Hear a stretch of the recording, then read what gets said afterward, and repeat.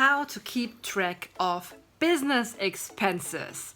Oh my God, that's a topic that many of my clients hate for the sake of just hating it. Because first of all, it's expenses. Nobody really likes to see money go away from their bank account because that doesn't really feel nice. It is much better feeling if the money comes in, right?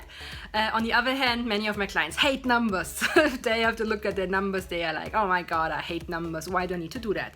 Now, business expense tracking is really, really important because this can really break your business if you don't take care of that. That is a very essential thing.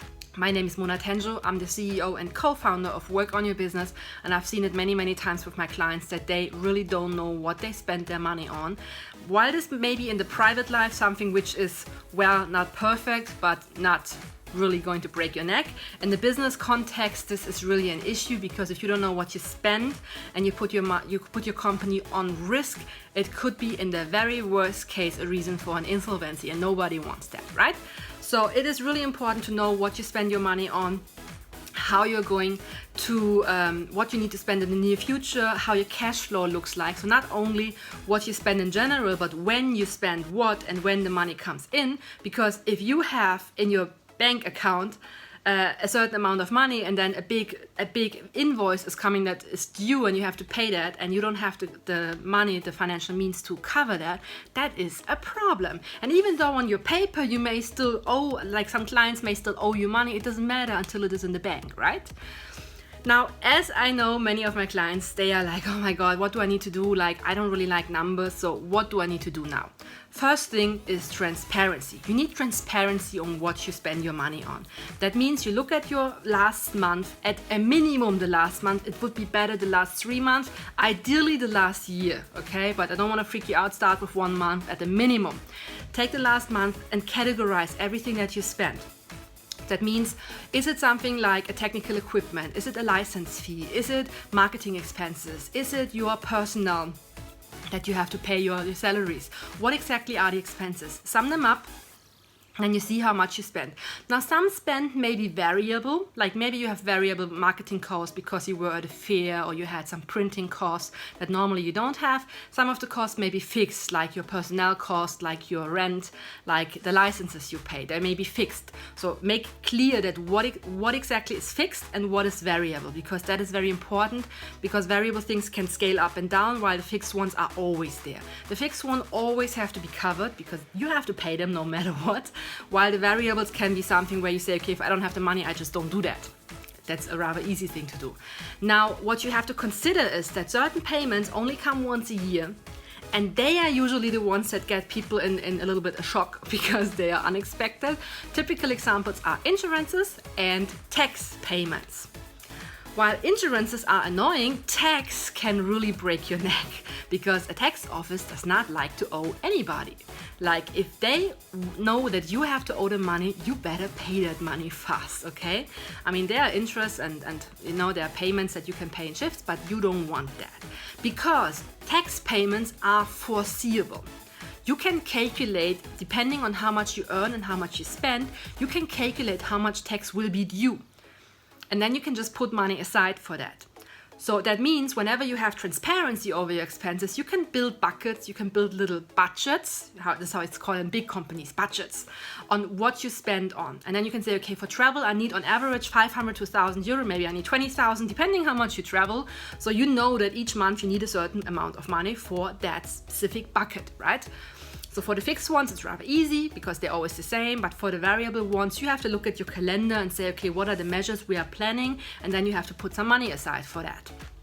Now, the reason why you want to do that is because, first of all, you want to know what you spend. Because some of the spend may be something that you can reduce. You can maybe get it cheaper somewhere else if you just ask other vendors what they are charging for this.